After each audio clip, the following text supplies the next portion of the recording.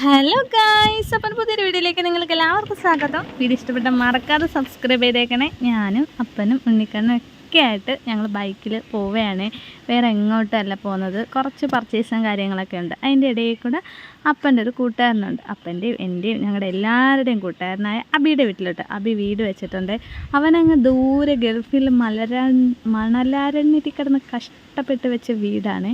അപ്പോൾ പുള്ളിക്ക് വീടൊന്നും കാണാനോ അതിൻ്റെ അഭിപ്രായങ്ങളൊന്നും പറയാനോ പറ്റത്തില്ല. പിന്നെ ഞങ്ങൾ കൂട്ടുകാരൊക്കെ പോയി ഒന്ന് കണ്ട് എങ്ങനെയുണ്ട് ഏതുവാ എന്നൊക്കെ ഒന്ന് അഭിപ്രായം പറയാൻ വേണ്ടി വിളിച്ച് പറഞ്ഞ് അങ്ങനെ ഞങ്ങൾ പോയി വീട് കാണുകയാണ്. ഇത് ഹാള്, ഇത് മുറി, പിന്നെ അടുക്കള, 2 അടുക്കള, പിന്നെ വേറൊരു മുറി, പിന്നെ ഒരു സ്റ്റെയർ കേസ് എല്ലാം ഉണ്ട്. കൊള്ളാം, നല്ല സെറ്റൊരു വീട്. അങ്ങനെ വീടൊക്കെ കണ്ട് ഞാൻ മെല്ലെ പുറത്തോട്ട് ഇറങ്ങിയപ്പോൾ കാണാൻ നോക്കൂ, മുറ്റത്തൊരു മാവ് നിറയെ മാങ്ങ. അപ്പോഴെനിക്ക് മാങ്ങ കഴിക്കണം. അപ്പൻ്റെ അടുത്ത് ഞാൻ പറഞ്ഞു, അപ്പ എനിക്ക് ഒരു മാങ്ങ എടുത്ത് തരുമോ?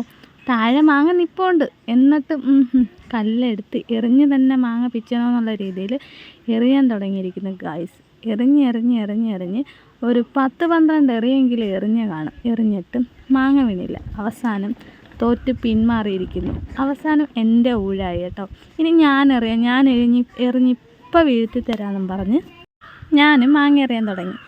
എൻ്റെ എറിയാണെങ്കിൽ മാങ്ങയിൽ കൊണ്ട്, പക്ഷെ മാങ്ങ അങ്ങോട്ട് വീണില്ല. അപ്പനാണെങ്കിൽ നല്ല ഊക്കിന് വെച്ചാണ് എറിഞ്ഞു കൊടുക്കുന്നത്. അപ്പോൾ ആ കല്ലങ്ങ് അയ്യത്ത് പോയി കിടക്കുകയും ചെയ്യുന്നുണ്ട്. ഞാൻ ചെറുതായിട്ട് എറിയുന്നുള്ളായിരുന്നു. കണ്ടോ, മാങ്ങയുടെ ഒരു സൈഡിൽ കൊണ്ട് മാങ്ങ പൂളി വന്ന് താഴെ വീണ്. പക്ഷെ ബാക്കി മാങ്ങ അതിനകത്ത് നിൽക്കുമായിരുന്നു കേട്ടോ. അവസാനം തോറ്റ് പിന്മാറിയിട്ട് താഴെ നിൽക്കുന്ന മാങ്ങ പിച്ചാൻ പറഞ്ഞപ്പോൾ താഴെ നിൽക്കുന്ന മാങ്ങ പിച്ചാനായിട്ട് പോവുകയാണ്. ഉണ്ണിക്കണ്ണനെ എടുത്ത് പൊക്കപ്പാന്നൊക്കെ ഞാൻ എൻ്റെ ഇടയിൽ കൂടെ പറയുന്നുണ്ട്. അങ്ങനെ എന്തോ വേണം, ഏത് ചെയ്യണമെന്ന് അറിയാൻ വയ്യാതെ ഇങ്ങനെ കറങ്ങി നിൽക്കുകയാണ്. അപ്പോൾ എൻ്റെ അടുത്ത് ചോദിക്കുന്നു, എനിക്ക് ഈ മാങ്ങ മതിയോന്ന്. പറച്ചിൽ കേട്ടാൽ ഞാനങ്ങ് മണ്ടേ നിൽക്കുന്ന മാങ്ങ വേണമെന്ന് പറഞ്ഞ പോലെ. ഞാൻ അങ്ങനൊന്നും പറഞ്ഞില്ല ഗൈസ്. ഞാനൊരു മാങ്ങ വേണമെന്ന് മാത്രമേ പറഞ്ഞിട്ടുള്ളൂ. അവസാനം ഇപ്പോഴാണ് എൻ്റെ കെട്ടിയവനും ബുദ്ധി ഉദിച്ചത്. തറയിൽ കിടന്നൊരു കമ്പിയെടുത്ത് തോട്ട പോലെ വളച്ച് വെച്ചിട്ട് അത് വെച്ച് മാങ്ങ കൊളുത്തി പിടിക്കുകയാണ്. ഇതങ്ങ് ആദ്യമേ ചെയ്തുകൂടായിരുന്നോ? അല്ലേലും പറഞ്ഞിട്ട് അങ്ങനെ ഞങ്ങളങ്ങനെ ചെയ്തുകൊണ്ടിരിക്കുക. എന്നിട്ട് ആ വീട്ടിൽ മറ്റേ അബിയുടെ അനിയന്മാരൊക്കെ ഉണ്ടായിരുന്നു. അവന്മാർ വന്നപ്പോൾ അവന്മാരുടെ അടുത്ത് കാര്യം പറഞ്ഞുകൊണ്ടിരിക്കുകയാണേ. അങ്ങനെ പോയി താഴെ നിൽക്കുന്ന മാങ്ങ മതിയോ എന്ന് ചോദിക്കുക. ഞാൻ പറഞ്ഞു, ഓ മതി, എനിക്ക് ഒരു മാങ്ങ മതി, ഏത് മാങ്ങയായാലും കുഴപ്പമില്ല. ഇത് കർപ്പൂര മാങ്ങയായിരുന്നേ. പച്ചയ്ക്ക് കഴിക്കാൻ നല്ല ടേസ്റ്റാണ്. കാരണം പുളിയോ കാര്യങ്ങളൊന്നുമില്ല.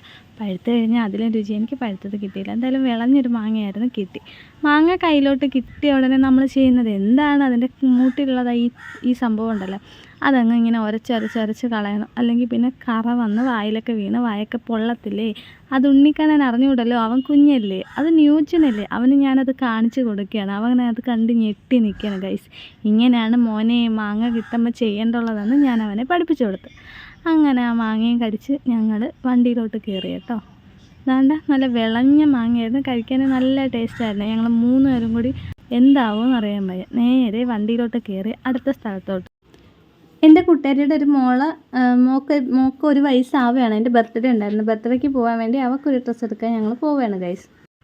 അങ്ങനെ വണ്ടിയിലിരുന്ന് ഞങ്ങൾ മാങ്ങയും കഴിക്കുന്നുണ്ട്, പോവുകയും ചെയ്യുന്നുണ്ട്. നേരെ ഞങ്ങൾ രാവിലെ മലക്കറിയും കാര്യങ്ങളൊക്കെ മേടിക്കാൻ കുളപ്പാടത്താണ് പോയത്. അപ്പോൾ അവിടെ ഒരു ചുരിദാർ സെറ്റ് ഞാൻ ഡിസ്പ്ലേ കിടക്കുന്നുണ്ട്. എനിക്ക് ഒത്തിരി ഇഷ്ടപ്പെട്ടു കേട്ടോ.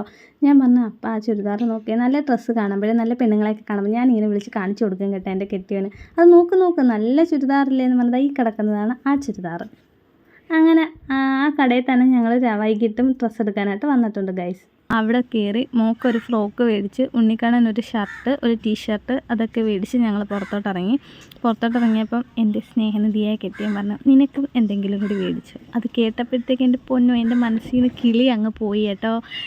പുള്ളിക്കാരൻ ഉദ്ദേശിച്ച ഡിസ്പ്ലേ കിടക്കുന്ന ചുരിദാറാണ്. വില കേട്ടപ്പം കണ്ണ് തള്ളിപ്പോയി. 2000 രൂപ.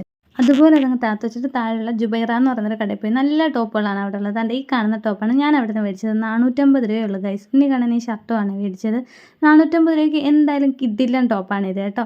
അങ്ങനെ അവിടെ ചെന്നപ്പോൾ ഇക്ക നോമ്പ് കുറിക്കാനുള്ള തയ്യാറെടുപ്പിലായിരുന്നു. അങ്ങനെ ഞാൻ എടുത്തിട്ട് ടോപ്പുകൾ മൊത്തവും കാര്യം പറഞ്ഞ് മടക്കി സെറ്റാക്കി വെച്ച്. ഇക്ക പറഞ്ഞ്, ഇതുപോലത്തുള്ള കസ്റ്റമർ ഇനിയും 10 പേര് വന്നാൽ നിങ്ങളുടെ കട ഫുൾ ഒതുങ്ങിയാനേന്ന്. അങ്ങനെ ഇക്കാക്ക് ടാറ്റയും പറഞ്ഞ് ഞങ്ങൾ വീട്ടിലോട്ട് യാത്രയായി.